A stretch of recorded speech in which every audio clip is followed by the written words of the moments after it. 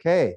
Well, welcome everybody. Thanks for coming out for this conversation with Dr. Fiona Hill. My name is Robert Tsai. I'm a professor at BU Law School. And I'm just going to briefly introduce Dr. Hill. Then we'll engage in a little bit of a chat about a variety of things from her childhood and her expertise, including her public service. And then we want to save a good amount of time for a conversation about what's happening in between Russia and Ukraine at the moment. I think it's on everybody's minds. And we want to also save then plenty of time for questions from all of you, as well as from people who are on the live stream. So for those on live stream, if you've got a question, go ahead and put it in the chat. And once we reach that moment, I will also look on the computer and try to dig those out for you.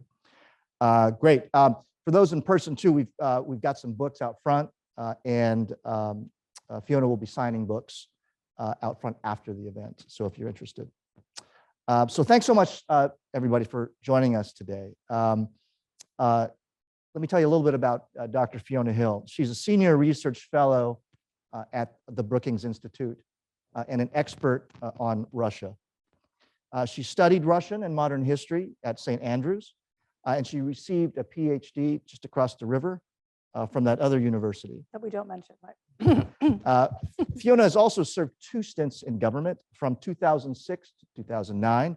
She served as National Intelligence Officer for Russia and Eurasia at the National Intelligence Council. And from 2017 to 2019, she served as Deputy Assistant to the President and Senior Director of European and Russian Affairs for the National Security Council. That's a mouthful. Now, most Americans learned your name during the first impeachment trial of President Donald Trump. You testified quite memorably that Ambassador Sondland and Rudy Giuliani were on a, quote, domestic political errand. Might be some of the most famous words ever spoken at an impeachment trial. You also said that apparently when speaking to Sondland at the time, that this was all going to blow up in their faces. And indeed it did. Fiona's first book was titled Mr. Putin, Operative in the Kremlin. And her latest book is titled There Is Nothing for You Here. A copy of it right here in front of me. So Fiona, welcome to BU Law School. Let's talk about your childhood and background a little bit. You write very movingly about your home. These are your words describing your home, Bishop Auckland, County Durham, in the northeast of England. You grew up the daughter of a coal miner in what you call, quote, the UK's equivalent of America's Rust Belt. You write about employment in dying villages, women barely in the workforce, and few prospects for kids. In fact, it was your father who uttered these words, right? There is nothing for you here. How did you find your way out of that time and space with your sense of optimism intact? Well, one of the ways that I did find a path forward is through education. And as some of you were sitting in here when we were having a chat, and I was asking about BU, and you think about Boston University and actually how it used to be many decades ago as a regional university serving the community. That kind of university that BU was established to be played a very important role for Boston at a time which was very similar to the region that I was growing up. So when I came to that other place across the river in 1989, this was not the Boston that it looks like today. I mean, you can still see pockets of it around here, and we're looking from the window in the faculty lounge a bit earlier, and looking at the old railway tracks and all the old factories. Most of them now seem to have been turned into buildings from MIT as you kind of look across the river. But when I first got here, that wasn't the case at all. Boston was also down its luck. Medford, where Tufts, I was in Fletcher School yesterday, a lot of it hadn't changed around there either. And that was really, for me in the northeast of England, the prospect of going to university. I didn't go to my regional university, which was Durham, which many people may have heard of, because weirdly, Durham was quite hostile to local kids, not like BU was to the kids growing up in Boston, from the wrong side of the tracks or the right side of the tracks, because there's railways all over the place here. So it's not one side or the other, but in my hometown, that was definitely the case. And I was advised not to go to my local university. Even today, Durham University has 7% of kids from the northeast of England, even though it's in the industrial heartland. It is really remote from, it's trying to change itself. But the whole idea of an education was what was kind of critical, which was going to be the path out. And I was somewhat optimistic, about an education being a doorway. I describe in the book about it didn't quite turn out quite as I thought it would. There was all kinds of obstacles and things along the way. But I was growing up at a time, despite the deindustrialization of the region of the northeast of England, similar to what was happening in Massachusetts and other places I learned, around the world, that there was still an opportunity for an education, in fact, a free education from someone of my background. Because my father had lost his job repeatedly as a coal miner with the mines closing down, he'd ended up being a hospital porter, an auxiliary worker in the local hospital, which was the only source of employment left, particularly in the 1980s as I was growing up. If I was good enough to get a place in college, my local education authority would pay for everything. So there was already that kind of sense that if I did well enough in school, that there was just that kind of opportunity that through education, I would find a way forward. But my father says to me, as I'm leaving school and I'm doing the, Professor Tsai's son is in the middle of doing college applications right now. So that painful period and the same thing. My dad wasn't going to be able to drive me around anywhere, but we were kind of like talking about, places that I might apply to. It's when I was talking to my dad about what could I do, what should I be doing, what was I thinking of. My dad didn't have any experience with it. At 14, he'd gone down the coal mines. He basically said, but there's nothing for you here, pet. When you get an education, when you go out and have this opportunity, you won't be able to come back because there are no jobs. Because my town was like one of those mill towns, just that used to be just, further up the coast in Massachusetts or out in Western Mass, where everything had gone. And the idea was then you became part of a brain drain. You moved on and you didn't really come back. And it was actually one of the reasons that prompted me, to write the book. Because I've been thinking about this whole time that my opportunity was also the loss of the place that I grew up in. Boston revived itself. And I mean, yes, there's still problems here, but this is not the Boston that I remember from 1989. It's certainly not the Boston from 1979 that would have been kind of at the peak of decline. It was starting to turn itself around a little bit when I got there. But my hometown in north of England, like many places across what used to be the US industrial heartland, now the Rust Belt, no change in 40, 50 years. I talk at the end of the book about how there is starting to be something for people here, but after a very long time frame. But I felt optimistic because I knew that there was an opportunity out there if I could figure out how to take it. Now, in your book, you suggest pretty strongly that having grown up in northeast of England and then becoming an immigrant to the United States, that this set of experiences and vantage points gave you some insight into America's own kind of period of dealing with democratic decline, and perhaps even some insight into why people find strongmen so appealing. So talk a little bit about that from your perspective.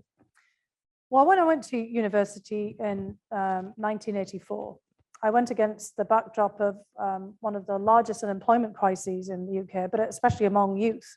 I mean, basically 90% of people leaving school in 1984, not just in the northeast of England, but across the UK, didn't have something immediate to go on to. So only 5 to 6% of school leavers went to university or college. The others might go to some vocational program, training. You might go to teacher training, nursing. My mother had actually gone off in her time to be a nurse, trained as a nurse at 16. Or they might have some kind of apprenticeship and perhaps a job, but 90% were still trying to figure out what to do. I mean, a familiar thing for everybody, but 90%. Some of it would take years to find some kind of position.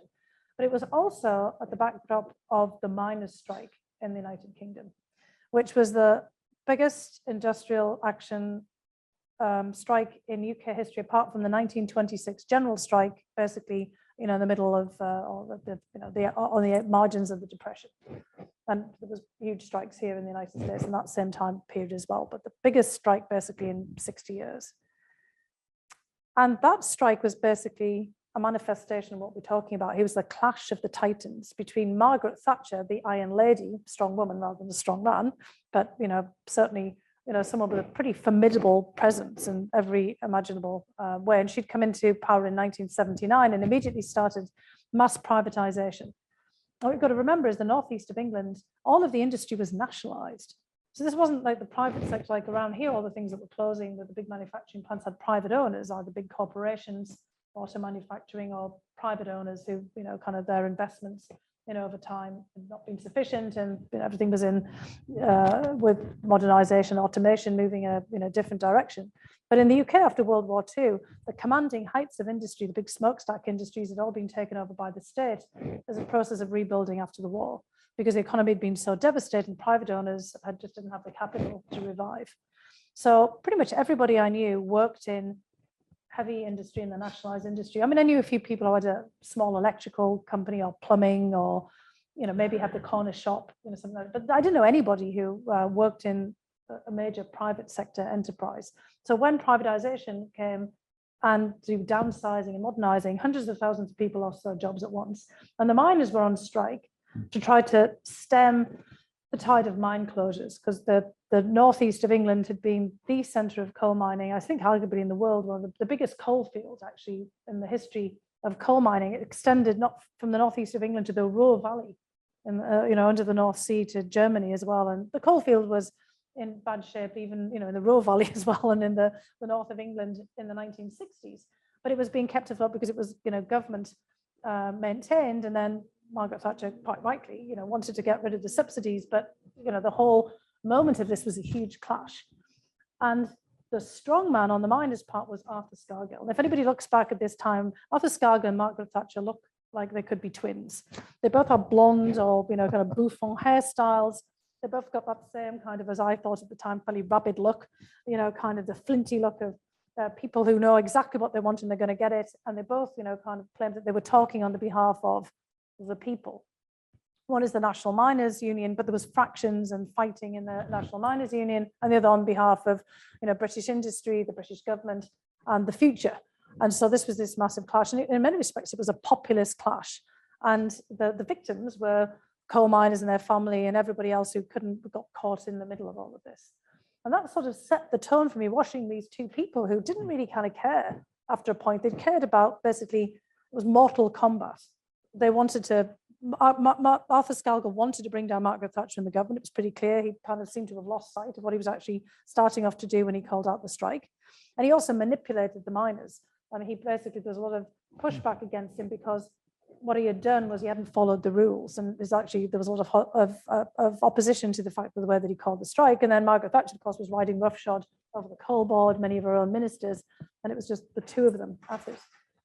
And as I've kind of moved on in my life since then, I've seen this over and over again. We had the manifestation of Putin doing something very similar over the heads of the miners of the Donbass, by the way, because Donbass is one of the oldest mining areas in what used to be the former Soviet space.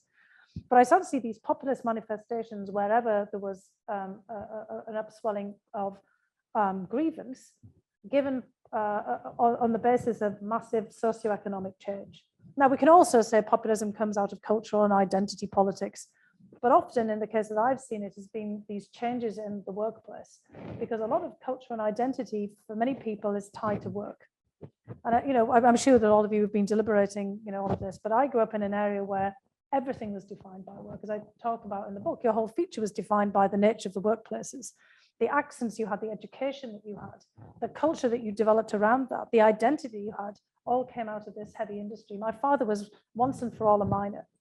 Even after he spent most of his life being a hospital porter, he said there wasn't a lot of dignity in that. People said, well, what does a hospital porter do? Do you just push people around all day, in wheelchairs, from one place to the next? When he described a coal miner, people go, oh my goodness, a coal miner. There was this sort of idea of this being kind of working class royalty, a kind of an aristocracy of the workers. And actually at different points, they were very well paid.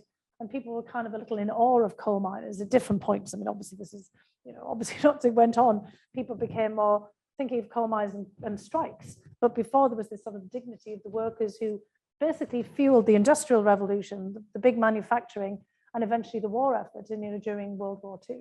Sounds like what you're saying is that peak. you were seeing people come along every so often who were able to understand what you're describing and to appeal to this notion of the dignity of the worker and really reach them. Yeah, and sometimes it was done for positive effect and others for very negative effect. And then when you have people who've lost their work, they've lost that dignity, that self of identity, they're looking for someone to give it back. So what we saw, when we fast forward to 2016 with Trump and the election, for me, it was quite explicable. Many of my colleagues at Brookings went into a kind of deep funk for weeks, couldn't understand, how the election had gone in the direction. And all they had to do was really get out of their offices and go around and talk to people, because Putin was doing the same in Russia and saying, I'm going to make, because I saw this in my time and studying, Vladimir Putin, I'm going to make Russia great again, but I'm going to give people jobs. I'm going to turn the economy around. It's not just I was going to invade Ukraine, but I was going to, he was basically telling people he was going to put back the dignity that people thought that had lost with the Soviet Union, but also with their jobs. His mass base of support was the big manufacturing, the tractor plants, the tank factories, the big industrial might of what was a whole nationalized industrial economy. And in the United States, Trump makes an appeal not just to billionaires and business people who want to see deregulation, but he makes an appeal to miners and steel workers and others who want to have back that dignity of work. And I saw that firsthand as well. And in the north of England, people voted for Brexit for exactly the same reason, thinking that the reason that you weren't getting investment in new business was because money was going to Brussels. I mean, this of course made really no sense when you got to the bottom of it, but that was how the politics was being played. The people in London and elsewhere wanted a kind of an excuse for why they hadn't been investing in the north of England, and trying to kind of make any change. We're not explaining the complexity of all of this, and that it would take generations anyway. You'd have to change the whole educational process, and people would have to move, and it would be very difficult to bring in new business, because people weren't prepared for the new manufacturing cycles. They were prepared for the old heavy industry, that this would take time. Instead, they said, well, it's because money's going to Brussels, and it's now going to Bulgarians and Poles and Romanians and not going to you anymore. So people wanted to vote for this to bring it back, to get investment. And similarly, in 2019, people in my hometown voted for the very first time in 100 years since the constituency was created for the Conservative Party, because Boris Johnson was telling them that the Conservative Party was now the party of the working class, the kind of populist mantra, I'm here for you, and we're going to, now the mantra is we're going to level up, we're going to invest in you.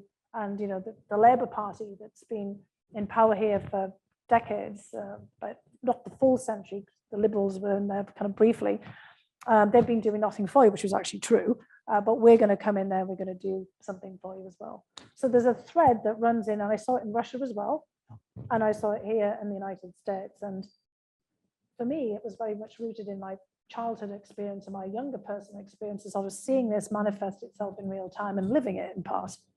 So you mentioned the 2016 election.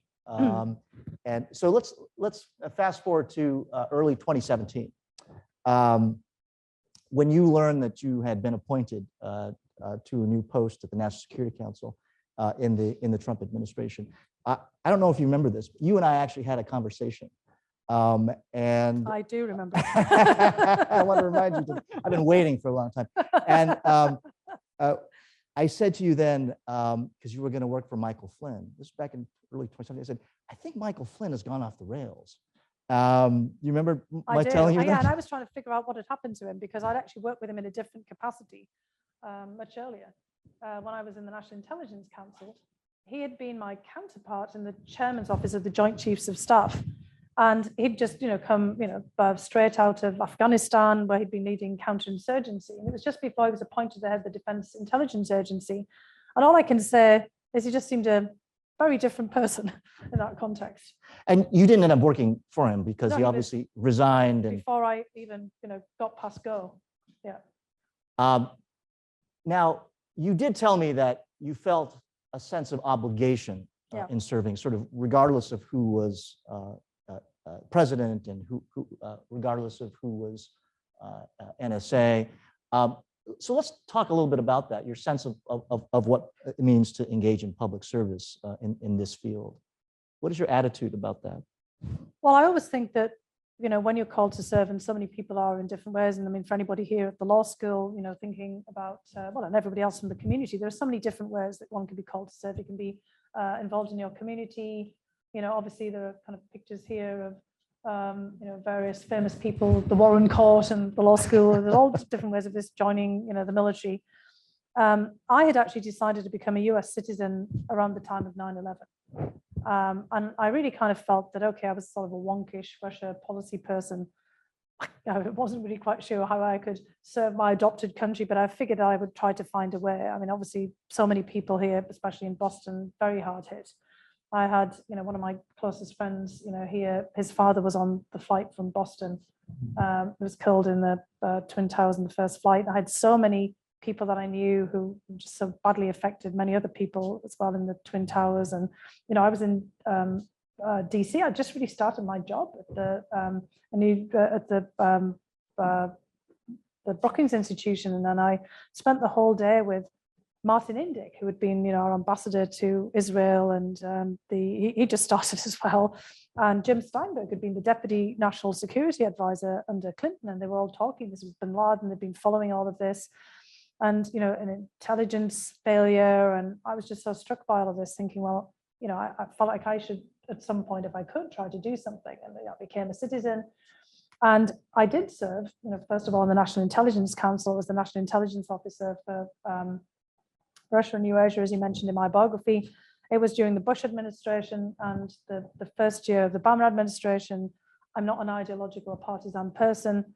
And that work in the National Intelligence Council was some of the most important stuff I'd ever done. I mean, I was really applying the stuff that I'd learned, all the things that you kind of hope that you would do with your education and your skills and experience.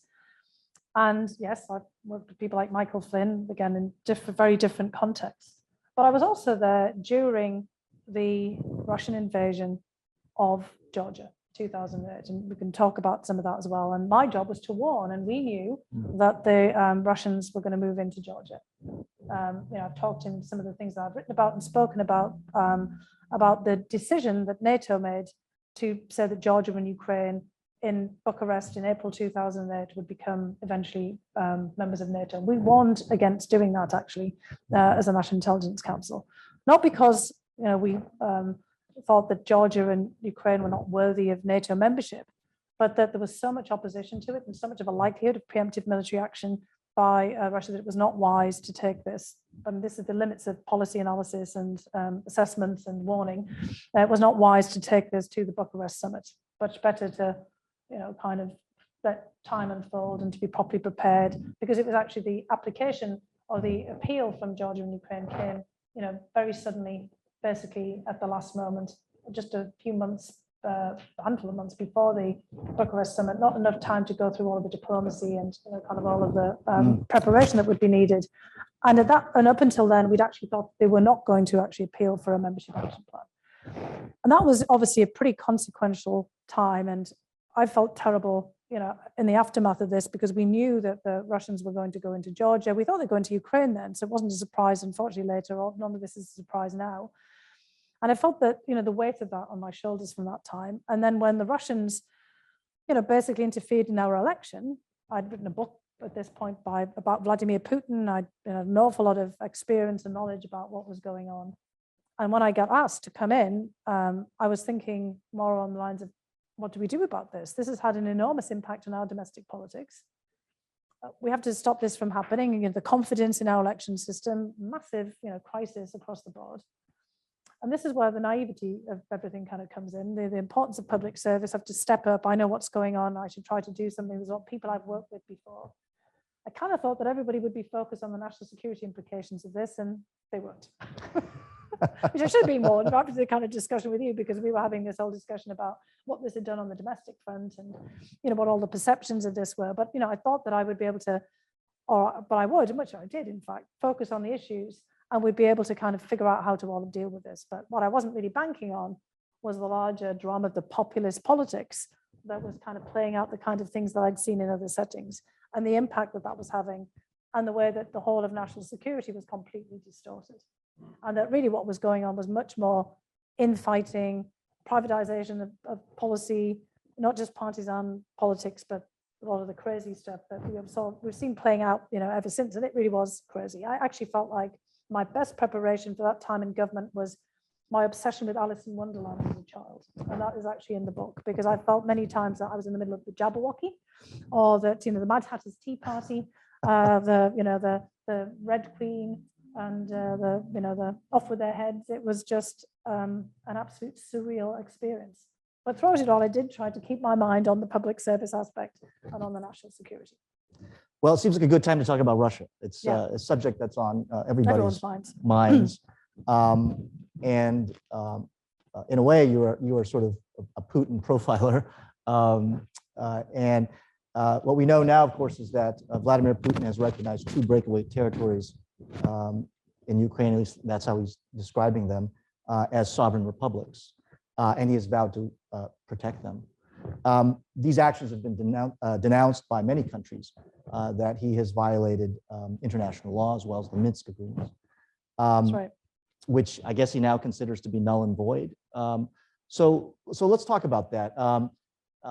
Maybe the best place to start is to help us to understand Russia's perspective in terms of their geopolitical interests, their historical claims to the territory, as well as past resolutions or compromises like the Minsk agreement. Well, this is a great topic for any law student and historian, in fact, any history buff, because Putin himself, yes, he studied in law school. He studied with actually Anatoly Sobchak, who was a constitutional law scholar, but the idea of creating a constitutional monarchy. They looked at actually in history the efforts under the Tsars to turn the Russian autocracy into constitutional monarchy. And Anatoly Sobchak was actually part of the commission in the 1990s that drew up the new Russian constitution in 1996. And the whole idea behind that constitution was in a way to turn the Russian presidency into a constitutional monarchy. So that just give you an idea. They said that the only model of the time was the Queen of England, but they kind of missed the point that there's so many checks and balances on the Queen of England's authority that she's actually, she's a head of state. She's not really a constitutional monarch with any real plenipotentiary she has plenipotentiary, can give people delegate power, but she can't. She has a budget. She can't use a budget and other things, but she can't actually wield power. So they kind of missed that bit. But it was the idea of being, the head of state and the center of everything. And there are some parallels with the way that the US presidency, and I talk about that a bit in the book, and I'm sure there's lots of people who have been, looking at that as well, in the way that the US presidency has morphed over time, shedding some of the checks and balances we saw under Trump, and become, the head of state, the commander in chief, and the chief executive. And in the Russian context, not only is the president the be all and the end all of the constitution, but there's no political party and really no checks and balances at this point. So Putin, this is relevant because Putin sort of thinks about himself as the autocrat of all Russia, that is the president of all Russia. And he's sort of delved himself back into the Russian imperial past. And I've been quipping lately that maybe while he's been sitting there, in the Kremlin or his various daches, the Kremlin has this amazing archive. And he must have gone back there and got out all the old treaties and been looking at them.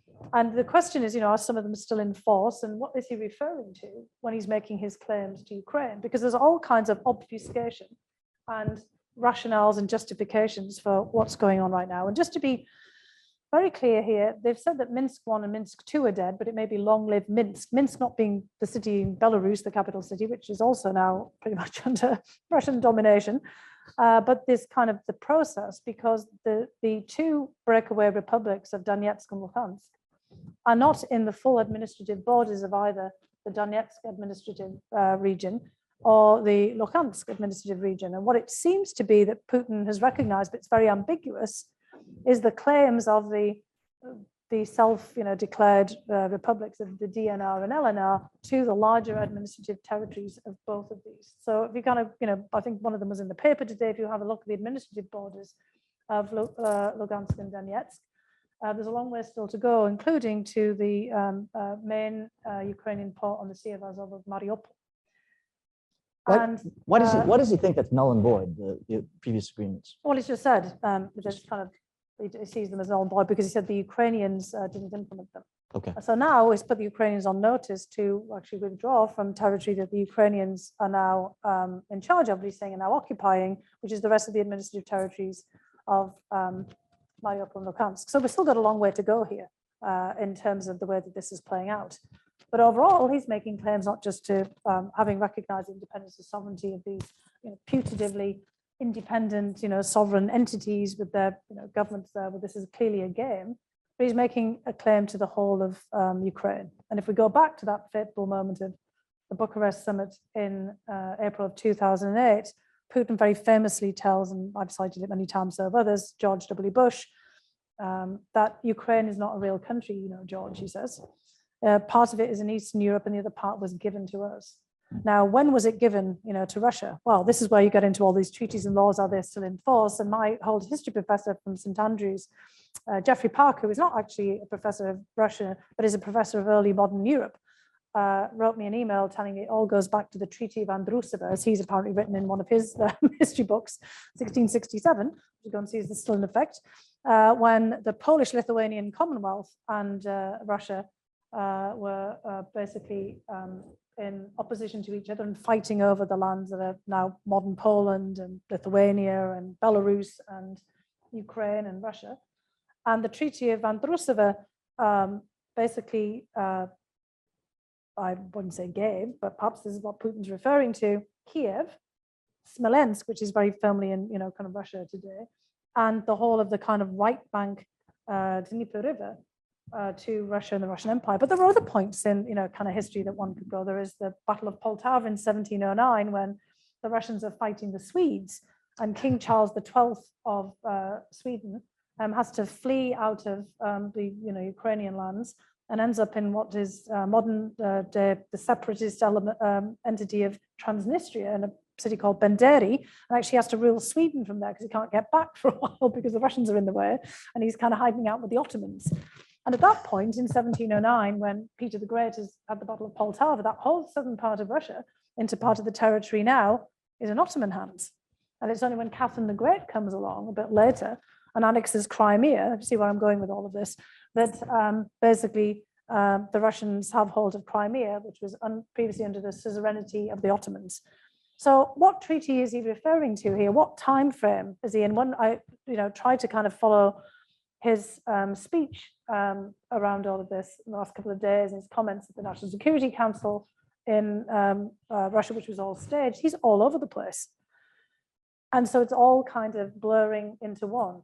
There's a lot of whataboutism about the United States and things that we've done. There's the right to protect that has been invoked, and there's legislation that's passed in the Russian Duma, but Boris Yeltsin basically passed this legislation before the Duma did in his time, where Russia has the right to protect Russian citizens, and very conveniently, tens of thousands of people, maybe hundreds of thousands of people in Donbass have been recently given Russian passports. So they've become Russian citizens, but they weren't previously. And Russia's done this before in Abkhazia and South Ossetia, which they also recognized very quickly as independent after the Russian invasion of Georgia, and did it much more quickly. In fact, that we assessed, we thought they'd mess about with it a few days to keep the tension going, and then they did it really quickly, which they've done again here. And they'd also given passports to people there as well. So there's a lot going on here, and it will take the legal minds of BU, I think, and kind of historians and, people getting, what is his time in history? Are these treaties still in effect? What do they actually tell us about this? Or is this just what it looks like, a lot of not BU, but BS? And he's basically just creating a whole load of justification for what is really historical revisionist post-colonial grab at territory. Well, I guess the question that arises now, because this and affects... then there's NATO, of course, and there's all of those arguments about NATO and NATO expansion. But I guess this affects how much room there is for diplomacy. That is to say, what is his endgame? I mean, you've suggested that constitutional monarchy is something he's interested in. That suggests that rebuilding the Russian Empire might be what's going on, or is he willing to settle for something less here? Well, that's the real dilemma, because it doesn't look like he's really willing at this particular juncture to settle less, because he's seeing what he can get. And on December 17th of last year, so just a few months ago, the Russian government submitted to both the United States and NATO 2 documents with demands. And they were fairly clear. And Putin's basically saying, I'm not willing to do anything until my demands are met. One of which is that Ukraine shall never be in NATO and any other former Soviet republic. The Baltic states are obviously in NATO, and we never recognize that. So maybe there's a bit of wriggle room and ambiguity there, but that NATO should withdraw forces and infrastructure that was basically put in place in the lands of Eastern Europe since 1997. And that's a significant date because that was when the NATO and Russia created their agreement, the so-called NATO-Russia Founding Act, to set up a NATO-Russia Council. And at that point, there had not been the expansion of NATO into Poland, Hungary, and the Czech Republic, and then all the other further expansion. And part of the way we talk about this is problematic as well, because what Russia posits, and what everybody else seems to posit, this is why 2008 is significant, however, is that there is something that's expanding. I mean, expansion of NATO is not the NATO expanding itself out from Brussels, just like the EU is not expanding, its countries are applying to join. And although many of us, I think, who are Russia specialists, and many prominent people like George Kennan and my former professor, Richard Pipes, I did my PhD with, who, in Pipes' case, was no fan of Russia and was actually from Poland originally, all thought that actually expansion of NATO into Eastern Europe was a mistake from the point of view of looking at Russia in the future. And, I shared that same view. If you were a Pole and a Balt or a Czech or a Hungarian, at the point, Hungarians, I think, got a different view now, but anyway, at that time, you really wanted to be part of NATO for your own security, and there was a lot of push, not just kind of pull there, that, happened in the 1990s. And, that NATO also builds up on the basis of its own forces. So it's not also clear from these demands whether they want to see, the forces of Lithuania, Latvia, and Estonia, and Poland and others shrink back, or whether it's just a matter, as it seems to be suggested in the other parts of the documents, that the United States and any forward deployed forces from the United States or Spain or Italy or France or Germany or other, UK or other NATO countries should be pulled back. So there's ambiguity deliberately there in the documents, but it's very clear that Russia wants NATO rolling back in terms of the infrastructure. It wants demilitarization of Ukraine. Putin said this really quite clearly now. And it wants the United States to move back with its forces and missiles to, wherever it might have been prior, or maybe even, kind of further back. So this is very clear about the demands. There's always a room for diplomacy, but what Putin is basically saying is my demands have not been met. Now I'm going to add some other demands. I'm going to demand that Ukraine pulls out of the rest of the administrative regions of Donetsk and Luhansk, presumably also Mariupol, territory that is Ukrainian. And, kind of, so he's moving the goalposts constantly. And I think it's because he wants to play a really hard ball and see what he can get and just keep upping the ante. And recognition, he wants Ukraine to outright recognize Crimea, probably will want the rest of us to recognize them as well, recognize Donetsk and Luhansk, and basically demilitarize and neutralize itself. Is this what you are talking about when you have described Putin as not just cunning, but these are your words, quote, a master of coercive inducement? That's right. This is coercive inducement. It's most important. Now, we don't have to be induced or coerced. We can push back on this. And obviously, we're holding the door out for diplomacy, but we've also made it clear what we are willing to negotiate. It's not this. We're not willing to negotiate away Ukraine. This is not. Now, Russia has also depicted this. This is all about the United States and NATO. A lot of people are buying into this. Let me just state for the fact that this is a post-colonial, this is what the Brits did. I was originally British. I'm still actually a dual citizen. This is what, I put my British side on, did to the other side of me, kind of during, all the various wars after the United States independence, when we wanted the US back again. This is what, kind of Britain and France were doing in Suez in 1956 when the US tried to block them. Basically the old kind of colonial, it would be what, Britain were doing if this kind of went back to Canada, Australia, and New Zealand, and, Myanmar, Burma, or India, and just said, sorry, want you all back again. And, as we've seen, this is, kind of not particularly popular. The British Commonwealth, we talked about the Queen earlier, is not still a means of the United Kingdom to have influence. That has faded over time. What Russia is basically saying is anywhere that was be part of the Russian Empire, not just the Soviet bloc, is still within our orbit. Look at what's going on in the United Kingdom with Ireland. Ireland was the first UK colony. And we've still got the partition of Ireland because, basically part of the population of Northern Ireland wants to remain with the United Kingdom. This is kind of basically what's kind of happening here in Ukraine and Donbass. It's very similar. Now, Ireland, the Republic of Ireland, is completely neutral. What did the Russians just do recently? If they say they want to have Ukraine neutral and demilitarized, while they've been buzzing Irish airspace with aircraft. What's Ireland got to do with anything? And also sending naval vessels into the Ireland's economic zone. It got shown off by not the Irish Navy, because there's really one, but a bunch of Irish fishing trawlers who didn't like the idea of the Russians showing up when they're trying to fish and doing, you know, kind of naval exercises, war games in Irish territorial waters, because they don't respect the neutrality even of Ireland, but they've got nothing to do with Ireland. So, I mean, part of the problem here is it's very obvious what Russia is doing. For any of us who've studied old empires and how they fall about, and, you know, colonies, this is exactly what's going on. And Russia's trying to kind of basically garb it all in all kinds of historical and other political excuses. And yes, the United States has made all kinds of missteps. I think it was a blunder in 2008, as I said, to offer basically an open door with no perspective and none of the homework done for Ukraine and Georgia to come into NATO. But all of these multiple missteps on our part do not justify what Russia is trying to do right now in Ukraine. And this gets into the heart of, you know, what you said about international law. Ukraine has been recognized as a member of the United Nations, as an independent sovereign country and its territorial integrity for 30 years. And Russia has already chipped away its territory. And Russia always goes whataboutism. Well, the United States, you know, intervened in Iraq in 2003, correct? That was a huge mistake. We shouldn't have done it, but we didn't annex Iraq. We went into Afghanistan, and the Russians kind of sort of understood that they'd been there before as well, but we didn't annex Afghanistan. We've intervened in Haiti and Panama and Nicaragua, and yes, but we haven't annexed any of them. And Turkey went into Cyprus in 1974. Turkey has not annexed Northern Cyprus. I mean, again, all of these multiple wrongs don't make a right. And I don't think that what Russia is doing holds up in international law. So the implications are beyond what the United States has done or didn't do. They're beyond the Cold War.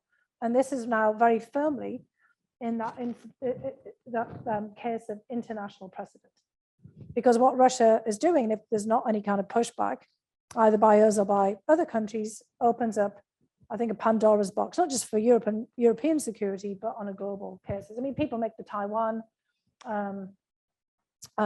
comparison, but there's other comparisons. The territorial dispute between China and India in the Himalayas, where there's already been an exchange of fire. All of the disputes, Senkaku Islands, the Spratly Islands, the Scarborough Shoals, you know, we can go on around, you know, the world, Greece and Turkey. There are many places where there are similar kinds of disputes over sovereignty, territory, and especially over history.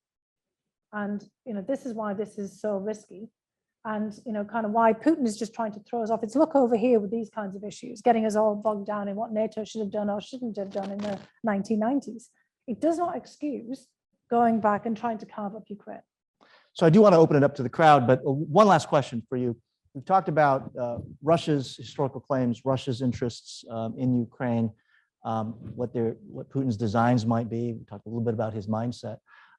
We haven't really talked about what American interests are. So, you know, what would you say to the person who, you know, is very skeptical about the United States being the world's policeman anymore? What are American interests in what's playing out over in Ukraine right now? I mean, you've alluded to, we talked a little bit about international law, certainly, and this desire to protect fledgling democracies, but is there anything else beyond that? Well, look, there are certainly a lot of people who have a personal interest in Ukraine, professional interest in Ukraine. Again, Ukraine has been an independent country for 30 years. We have Ukrainian Americans who obviously have a very personal interest, large. And look, this is actually going to play out across Europe as well. The Ukrainian, Belarusian, because Belarus is all now entangled in all of this, and Russian diasporas all over the place, including here in Boston.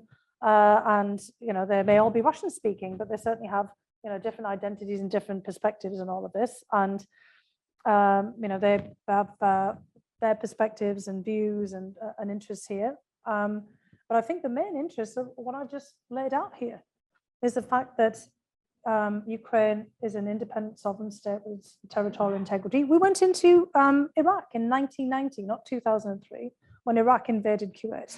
And yeah, a lot of people would say we shouldn't be the world's policeman, but that was a complete violation of international law. There was a United Nations ruling on this. This is why, you know, it was important for the administration, Ukrainians and others, Europeans, to take all of this to the United Nations. And the Russians have been pulling us into this as well. The United States was actually pulling back. Let's put aside what Putin and, kind of was thinking what Trump was doing on the privatization of Ukraine, the whole impeachment, the do us a favor, the perfect phone call and all the rest of it.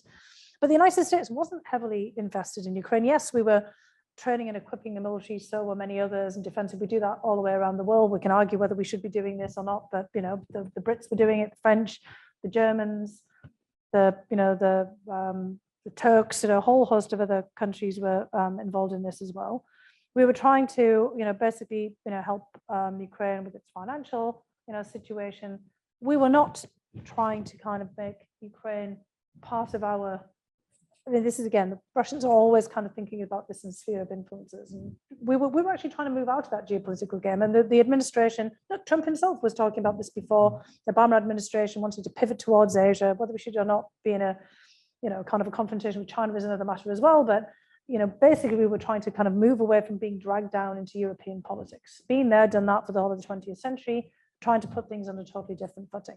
Every time I was interacting with the Russians in my previous positions, they were basically saying what Mitt Romney was saying, that Russia was our geopolitical foe. The Russians say, well, yes, we are, we're still in this geopolitical game. We'd be saying, no, we're not. We're trying to move on. We want to get past all of this. We're trying to do something different. They say, no, you're not. And so in many respects, they've been pulling us back over this time by declaring this as a proxy war. The Russians would say every single time at official level, this is a proxy conflict in Ukraine. Saying it's not a proxy conflict in Ukraine. They said this is Vietnam and Korea. We're saying it's not. This is not the Cold War. We are not fighting for Ukraine. But from the Russian perspective, what we were doing was giving Ukraine different options, putting Ukraine in different networks. We were moving Ukraine away from them. And the Zelensky government, totally different generation of people, young person in his, young by Putin's standards, in his 40s, in a totally different set of networks. He's a Jewish Russian speaker. He's not an ethnic Russian, but they've assumed that he would be sort of tied into various networks in Russia because, as an actor and a comedian, he spent a lot of time in Russia. His program, his show was very popular in Russia as well, but it turned out that he ran in different circles. And this is what Russians don't want, or Putin doesn't want, the Kremlin doesn't want, Ukraine to run in different circles, because then they can't manipulate and have influence over the politics there. And those different circles are NATO, the European Union, different networks of transparency, people who are studying in BU or kind of in France and in Germany and not in Moscow, all of the ties are sort of disappearing. And it's not just the history, it's for Putin and the people of his generation. They see Ukraine as being totally and utterly part of themselves, part of their mental maps of the world. Just like, kind of Brits in earlier times couldn't imagine Ireland being separate, or certainly couldn't imagine Scotland being separate. And when, Scotland was having its independence, vote a few years ago, people, myself, part of my family is Scottish, kept thinking to myself, God, what am I? I'm going to feel like the Russians, after the dissolution of the Soviet Union. Part of my family are Irish, part of it is Welsh, part of it is Scottish. Who am I? I'm not English. Where do I fit in? That's the kind of the people of Putin's generation are like, what the heck happened? Where did our country go? But the people in, Ukraine now have been born since were teenagers like Zelensky, kids when the Soviet Union fell apart. That's not how they think. They're thinking of themselves in different pathways. And Putin sort of feels that that's all slipping away, and this is the last chance to put it back again. And look at Britain. We broke out of that other side of me, out of the European Union to go back to global Britain. What the hell is that? So that's kind of basically what Putin is doing. On that note, let's throw it open. Who's got some questions? Am I just going to call on people from here? I think so. Jack, got the microphone. Great, thank you. So it's too bad in a way that the Russian business is so front and center, because there's probably a lot more in your book that you'd love to tell us about. So maybe you can relate your answer in this to something in the book, but I'm not sure.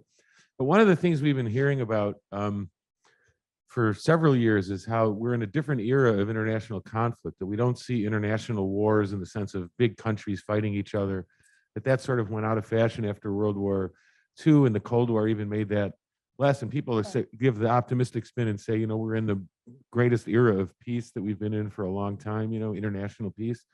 So I just was thinking about like how what's going on now in Russia and Ukraine and such, reflects on that, like at least spun reality, if not true reality. That's the foreign. That's sort of from a high level, question. Yeah. Big view. international foreign policy. And I had some lectures from Adam Ulam when I was a college student, which was I Yeah, guess one of my professors. Yeah. was he a professor when you Yeah, were I at was I was in his like the last class that he taught right? when I was at the Russian Research Center way back when. Yeah, so yeah, I'm a little older than you. So he came to Wisconsin a few times and lectured because of one of his former students was my professor there. And he wrote one of his famous books was about continuity and in Okay. Russian and Soviet policy, which there is an awful lot of. I mean, I kind of we're living it right now, and I think look, that's kind of in a way relates to what you're asking, because from you're saying the top level and the ground level, yes, from the top level, this looks like kind of a great time of peace, a kind of a discontinuity with the past. People saying we're kind of going back to the norm now of the wars, but actually from the ground level, there's been a heck of a lot of wars going on. The dissolution of the Soviet Union wasn't especially peaceful. Certainly the disintegration of Yugoslavia was anything but, right? And if you're sitting in Syria, it doesn't look particularly peaceful either. And what we've seen playing out in the Middle East is really a continuation of World War I, World War II. It's really the kind of like fighting out of the disintegration of the Ottoman Empire and the kind of big European empires. And this is what this is about as well. You look at Ukraine, and Ukraine was constantly partitioned as Poland was between the German principalities, Prussia, and the Austro-Hungarian Empire and the Russian Empire. Every time, I mean, I have this great compilation of books of maps, and every time you look at it, everything looks different. Putin says that's a justification what he's going to do. The borders are constantly changing. We were trying to stop that. But absolutely, yeah, everybody was always partitioning something. And, kind of great empires, they rose, they fall. The problem that the Russians have, which is a little bit like the Brits have as well, because they've still got empire in terms of Scotland, Wales, and Ireland, and Northern Ireland anyway, and little bits here and there, the Falkland Islands, Gibraltar, there's bits and pieces all over the place that still those remnants of empire. They had Hong Kong on a lease, until relatively recently. But for Russia, that empire was all contiguous, just like it was the Austro-Hungarian Empire. And then, of course, we had the Austro-Hungarian, it was the Austrian Empire initially. You've got, Viktor Orban in Hungary has gone on a different track now and is eyeing Uzhhorod, part of Ukraine over the border, Transcarpathia, where you have a Hungarian minority, Hungarian speakers. And Viktor Orban's been banding around the idea that Ukrainians have been committing genocide against the Hungarian speakers. And who was, just recently in Moscow in the middle of the crisis, showing not a lot of solidarity with NATO and the European Union, Viktor Orban signing a big gas deal. And Viktor Orban's a character in my book, by the way. I'm on his hit list. He gave me up for InfoWars. Thank you very much, Viktor Orban. And so there's a bunch of stories about Viktor Orban in the book. So I can relate it to the book. You can read about that later. And which he's basically trying to persuade Trump that, again, Ukraine isn't a real state, because he's got an interest in it as well. I kind of witnessed Viktor Orban, with a kind of malice aforethought about Ukraine too. And that's the whole point that Putin's trying to say, Ukraine's a free-for-all. Lavrov, Foreign Minister Lavrov, at a Munich Security Conference meeting in 2015, basically says to the assembled group there that Ukraine again isn't a state, that it's kind of basically an amalgamation of all kinds of others, and then starts talking about Polish minorities, Slovak minorities, basically almost inviting the assembled heads of state of these countries to kind of carve up Ukraine. So all of the time, getting back to your kind of point here, the old wars have been still playing out. The Treaty of Versailles, Trianon, kind of basically Hungary starts to kind of like thinking back in that period. The fallout from the Ottoman Empire that wasn't resolved, the Greeks and the Turks, kind of going at each other, Syria, and the kind of the whole Syria war, the Turkish intervention in Syria, the Russian intervention in Syria, because the Russians are thinking back to World War I. The whole annexation of Crimea, it's not just Catherine the Great, it's Nicholas I and the Crimean War. It's World War II, in which the Germans, tried to take over Crimea. We're still dealing with all of those echoes of the past, which are now booming in our ears. And in fact, conflict has been going on, throughout all of this area. Yemen and Saudi Arabia, another fallout from the Ottoman Empire. Why did Iraq invade Kuwait? Another fallout from the Ottoman Empire, from World War I. All of the unfinished business. So I would actually say from the ground level, it doesn't look all of that peaceful. And, the wars of the past are still continuing. We had the 100 Years' War, as I've heard this Flemish historian who has written a book about the Burgundians and was written about the 100 Years' War. Nobody knew they were in the 100 Years' War when they were in it. And it's only with the passage of time that you realize this has been going on for all that, time. So we could argue that we've had 100 years war going back to World War I in some places, with just kind of periods of fitful peace, if it's really peace, or interludes in between bouts of conflict. So, I think you're kind of saying the same sort of thing in many respects. And for Putin, he's still fighting a lot of old wars with the Polish-Lithuanian Commonwealth, wars with the Swedes, your wars with the Hetman and the Hetmanate Cossacks of the Cossack Hetmanate and others. I get myself all muddled up here. I mean, he's even going back into even earlier times, and the warring principalities of the Rurikid, the Rus, kind of princes, who were a bunch of Vikings actually. So maybe he'll be claiming Cyprus or something next, because that kind of century, Cyprus was ruled by the Vikings. And does he want Finland? Does he want Denmark? Does he want Greenland? I mean, how far are we going? So let me just interject by. Then we're finished. Jack, you got it. Yeah, let me, before the webinar cuts out on us, I do want to take a question or two from here, and obviously people in the room can stay a little longer if you'd like, and put your hand up if you want to ask Dr. Hill a question, and the microphone will come to you. I've got one question here online from Norm. It has to do with topic of economic sanctions. Are economic sanctions alone an appropriate response to Putin's moves,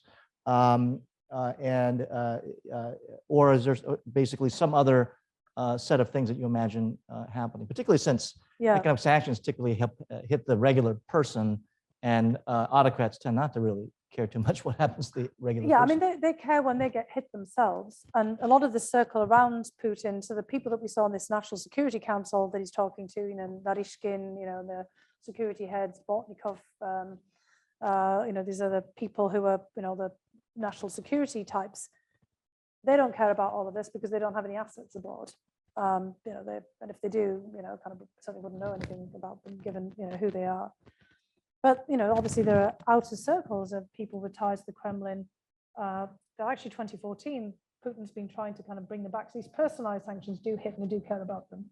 But what they would really care about is if, the children and, the kind of the people who are the Kremlin insiders who study it, it's like here and over there and, kind of everywhere, suddenly find that they can't, their visas are revoked. I mean, I don't want to see things like this happening I don't believe that the, sins of the father should always be, visited upon the children, though sometimes, though, you've got to wonder, because they're basically taking advantage of plundering, and, we wouldn't be allowed to be sending our kids to, Russia for school in the middle of all of this. So there will be some, revocation of visas, personal sanctions, other things that will hit hard. But for Putin, this is an imperative, getting to Norm's question, of security and his old, kind of personal view and the view of the people around them, that they want to actually create the people around him an autarky, a kind of a hermit, fortress Russia, of pushing the world outside. So the sanctions would actually propel them more in that direction. After 2014, we saw a lot more of import substitution. We saw a kind of de-offshoring of some of the critical people towards the Kremlin, bringing their assets and their companies back to base instead of being based in Geneva or somewhere. They're now based back in Moscow. Sanctions that cut, Russia off from critical components would obviously have a hit. We kind of cut back on buying oil. Of course, this is all going to hurt us as well. But really, I think what's going to have the biggest impact is a kind of a pushback that blunts the force of what Russia was trying to do. And it also would be very significant if, universities stopped taking Russian money for named chairs and named, I don't know whether we're sitting in somebody or other, kind of room here, but people stopped being on corporate boards. Companies, kind of pulled back from their business, didn't make kind of investments in Russia because they bank on that. But also that they've got an awful lot of pushback from the world community at large, basically saying, we do not like what you're doing here.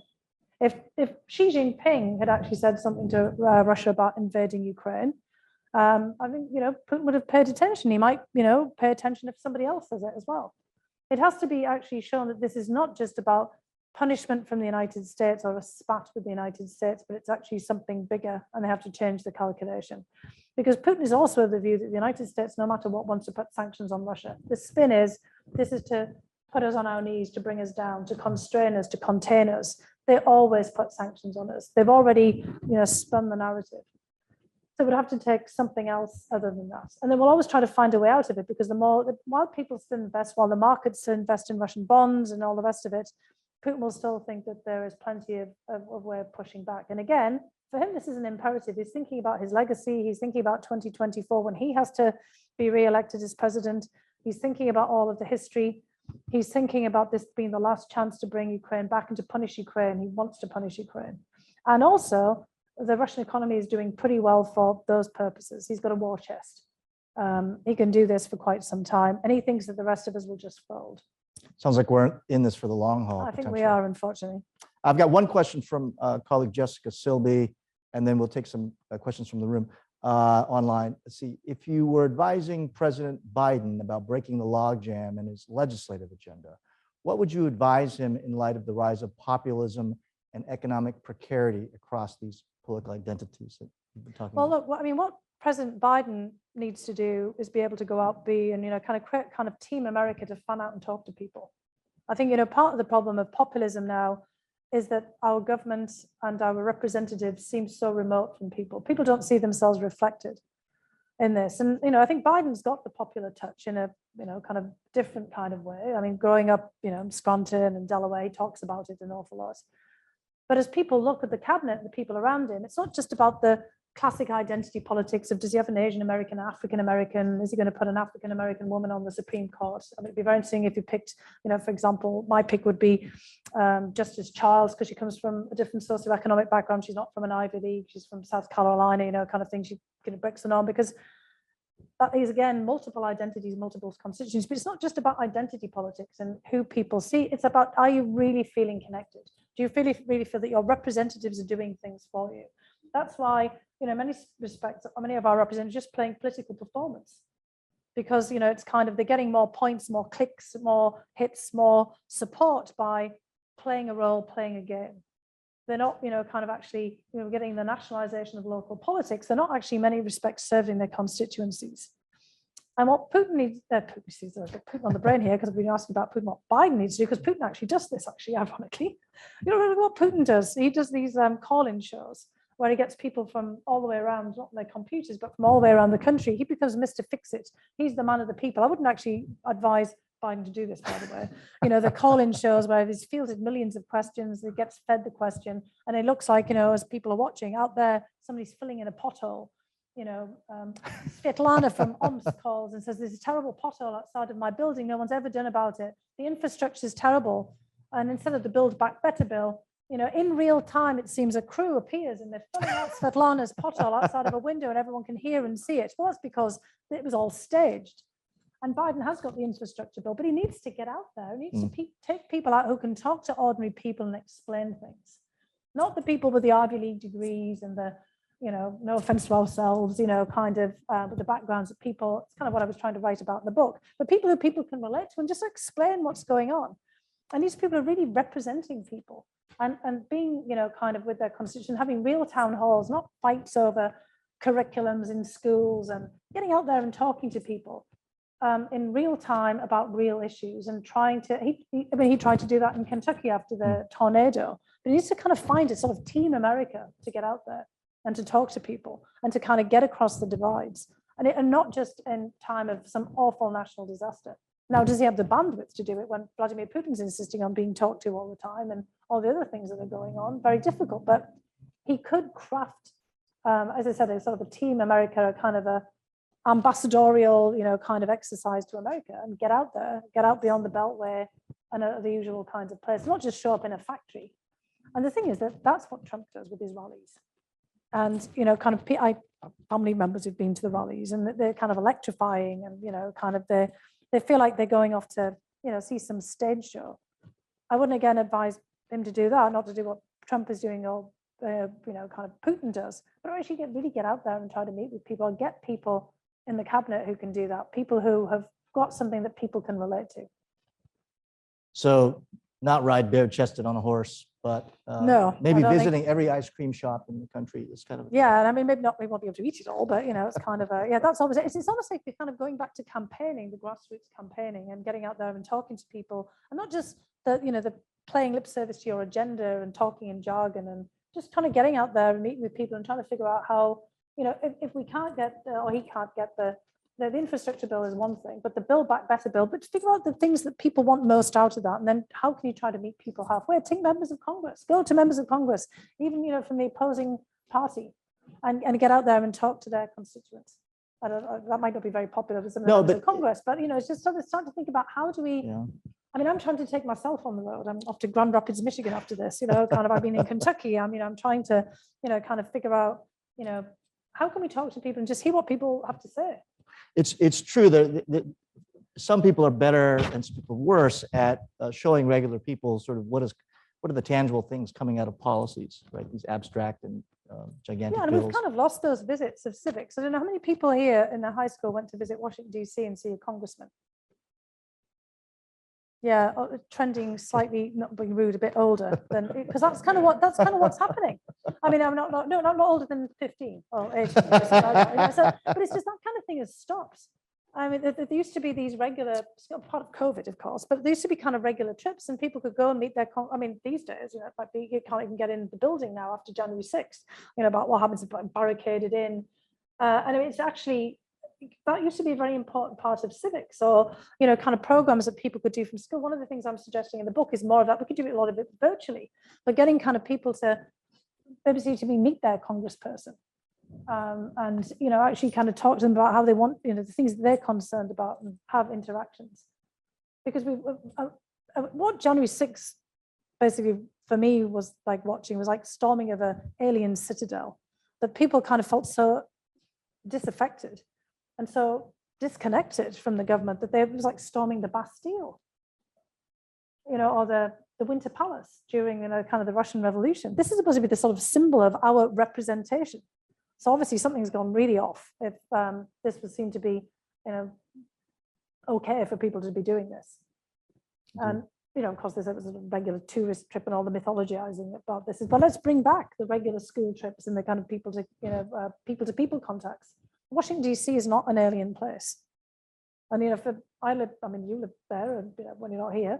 And, we know totally ordinary people. People actually grew up there. The people there, my next door neighbor had been there multiple generations of people living in the same house.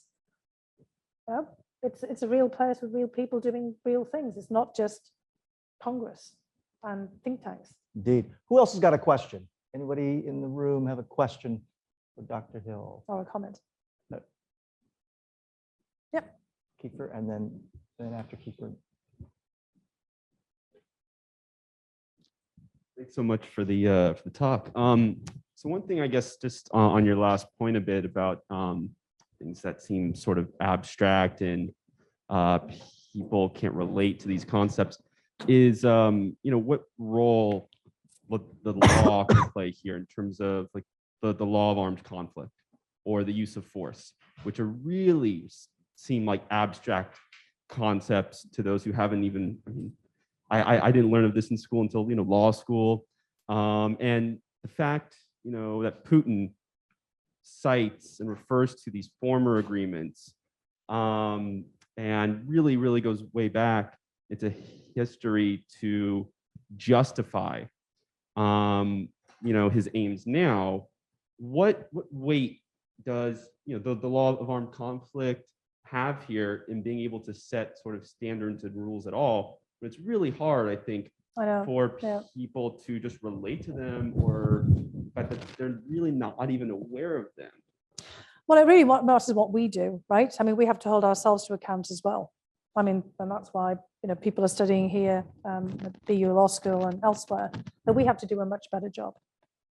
So, when the United States violates, these legal, supposed to be the principles that we're adhering to, then, kind of obviously we open the door for others to do it as well. And, what we have now with Russia is, well, what about the time when you did that? What about the time when you did that? And, kind of you did this as well. And so, we just have to do an absolute better job of standing up for those principles as well and having debates about them, and people like you and others keeping our lawmakers accountable, which is why, kind of it's very important for us to fix what ails us at the moment, to basically show that we can fix our democracy, and that, we can, do a sort of a better job of abiding by international law as well. I mean, what we did in terms of, Iraq in 2003 is a big stain. for example, and, we needed to have some accountability on that. We haven't always, debated it, because in politics, kind of everybody's always trying to kind of brush over, the mistakes or the kind of violations and move on. This is exactly what Putin's trying to do. He's trying to say, well, you did all of these things, so now I'm going to do them. Or Mike doesn't make right. Multiple wrongs don't make a right. And, kind of, we now have to be able to say that we're going to do better about that. And I think that that's, and an education about this. One thing I was talking to Professor Tsai about was, I mean, you were in here very early on, so you probably heard me saying this. You should get, Jamie Raskin up here. He's my congressman, and who was your colleague back in Washington, D.C. I did an event with him recently in Louisville, Kentucky, for the Kentucky Author Forum. It's online, interviewing him on his book, and he was interviewing me on mine, but I was doing most of the talking to him. And just his whole interpretation of the Constitution was so enlightening for me as well. I mean, he knows the Constitution inside out, every line of it, and just being able to explain it to people. And, the audience were rapt. And, none of them were constitutional, well, maybe a few, perhaps it was somebody, hidden constitutional law expert, but it was just such a revelation. And, getting someone like him he said he hadn't done anything like this. He was rarely getting out of, of Washington, D.C. these days, because he's on the January 6th committee, and before that was on the second impeachment. I actually met him during the first impeachment when I was in the closed door deposition. I thought, God, my congressman's shown up to show me support. It turned out he was on the committee, behind the scenes. But I was just like, God, there's my congressman. The first time I'd actually met him in person. And I mean, he's just become he's an incredible human being. And, the tragedy of what happened with his son, it's just an incredible story that he has. And he's just like the perfect person to, I don't probably have time to take on the road to explain things like that. So I think that, what you're suggesting here, thinking about how legal scholars, people who are very good at teaching and can, teach classes, can go to other places and to explain to people. There are world affairs councils. That's kind of why I'm doing these right now. Institutes of politics at universities in, distant places. How to get out there with members of Congress to meet with their constituents to explain things like that about why they matter. Because otherwise we keep getting the questions. Why does Ukraine matter? Why is it happening?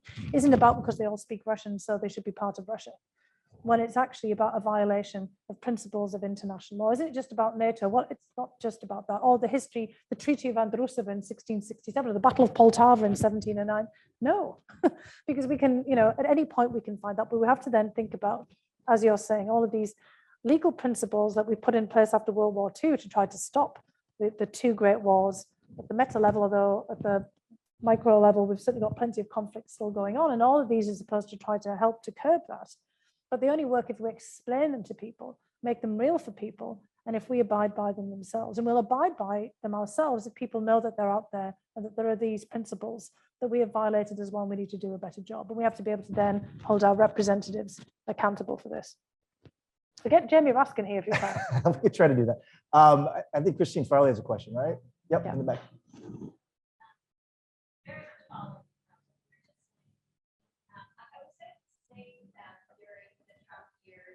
To hear Trump supporters state their admiration for Putin. They seem to admire him and not see him as any threat. How would Biden and his cabinet and Jamie Raskin, when they go and do this grassroots integration, what do they say about Putin and what's going on in Russia that would get more American people to push a U.S. government to stand up to Putin? How would that appeal to at a populist level? Yeah, actually, we should do that actually, because people aren't doing that. And I mean, Biden has obviously been doing a lot of addresses to the American people through, the standard presidential way of press conferences and various announcements. There's been lots of them recently. Every time we turn around, the president's making a speech, which is actually great, of trying to kind of get out information. I mean, what the government is trying to do right now is fight disinformation with information. And there are limits to all of that, because people then get a bit suspicious of why you give all of this. Is this just propaganda? And I know from my own, I mentioned the role that I had of warning when I was the National Intelligence Officer, and warning about the inevitability, so it seemed to us, of the Russians going into Georgia in 2008, and how people will go, yeah, you're always saying that. And, kind of basically then what happened is that you didn't tell us. We did, we've been warning, but we weren't able to tell them precisely, what time or what day, in what fashion, and how this would happen. And the whole thing about Putin in that context is, people like me warn, write books, but Putin seems kind of abstract and at a kind of remote. It's not the Cold War anymore. People think it's not the communism, it's not the Soviet Union. During the Cold War, the threat seemed very real. Instead, you have Putin, who looks like this kind of iconic badass figure in aviator sunglasses. Actually, President Biden in Geneva gave him a kind of what looked like a gag gift of aviator sunglasses. Instead of Putin's kind of aviator sunglasses, the Joe Biden style, that was kind of quite amusing. But here you have Putin, who's out there, kind of, for some people he's amusing. You can buy stuffed dog toys of Rootin' Tootin' Putin that your dog can, kind of rip apart, and people think it's kind of funny. Putin on t-shirts, you can, kind of Putin on calendars. But actually Putin is just, kind of not at all. And as this is kind of the depiction, this is extremely serious. And, for some people in the, the right-wing media, it used to be the left wing, kind of in the past, and actually still out there, more behind the scenes now, and the far right, far left and far right have kind of come together on this. Putin is seen as kind of a symbol, not just of an illiberal democracy, but also a kind of a symbol of the strongman populist, which he is, but if it's showing as right makes might, and we're having that in our own domestic politics. So if you kind of believe that you have the right to remake the country in your image because you've lost things, then Vladimir Putin's the guy for you. And this is actually basically what Trump has been doing. I mean, I talk in the book about the debacle of Helsinki, which was utterly mortifying. And I was looking for the fire alarm, trying to think if I could pull it off and stop it, or fall over and into the the phalanx of press behind me just to stop the whole thing from happening. And basically Trump is saying, I've got Vladimir Putin here. He's strong and he's powerful. And then, of course, I believe him over everyone else, including city people sitting here who are my, analysts from the Intel community, or my advisors. Was it at Helsinki that, remind us, where Putin supposedly told Trump that Ukraine had interfered in 2016? Oh, he was telling him all that all the time. He was telling everybody that all the time. Putin was always saying that Ukraine interfered in 2016. I mean, it's constant. So, but yeah, I mean, that was kind of the whole thing. But basically what Trump was saying is he's the epitome of strong and powerful, of course, until he's not. So what Trump and everybody, around him wanted, they wanted to have the idea of a winner, which is what Putin has to be now for himself as well. So this is actually quite a dangerous moment for Putin, and maybe that might have an impact. Not just what Biden or others might say, traveling around the country, people like I might say in World Affairs Council, because I'm trying to get out and explain about things. And World Affairs Council isn't exactly the entire population of Grand Rapids, Michigan, where I'm going, but hopefully people will tell people what I've said, or we get out on kind of podcasts and TV and stuff. Well, what it might be is if Putin doesn't have a success, because Putin is always running against earlier versions of himself. 22 years in power. He's not doing the bare-chested horseback, kind of riding quite so much as he was before. There's kind of thoughts that he, might be in pain. In fact, he's got some back issues. He looks rather puffy-faced. Is he on, well, I'm not a doctor, but is he on, high doses of steroids, which, can do this, because he's got some horrible, he's got terrible sciatica. My mother's got terrible sciatica, so she constantly, talks about, how debilitating and, this kind of thing is it. And people say the guy's got back issues. It's kind of, he's obviously not getting any younger. He's obviously not his earlier self. And, he's been like the rest of us, hidden, in a bubble, not getting out too much, kind of in from COVID. He doesn't seem to have the same judgment that he did. Otherwise, why is he doing this? Will he make a huge blunder? And if he does, then he'll be a loser. He won't be a winner. He won't be then, the infallible, guy strutting around on the world stage, looking cool and, doing whatever he wants to do and remaking the country in his own image and encouraging other strong men, be there strong men in their, hometown, strong men in their workplace, strong man in their country, Viktor Orban, he is looking at you, kind of thing, who want to kind of emulate him. So, I mean, he gets emulated because people think he stands for something, and he's also doing, the white Christian, kind of unwoke, kind of male version of the world as well. But once he starts to, look like he's losing it, they'll be on to the next person. So I think it's kind of what Putin seems to stand for. And I think what would have a bigger effect is if he no longer, basically looks like the winner who's able to, do everything that he wants to do without any checks and balances. So if we push back and we constrain, then it kind of shifts the viewpoint in the assessment. Well, all good things have to come to an end. Please join me in thanking Dr. Fiona Hill for being with us today, taking the time out of your busy schedule. If anybody's interested, she'll be out front and signing some books. So Yeah, thank Thanks, you, everyone. everybody. Thanks for coming.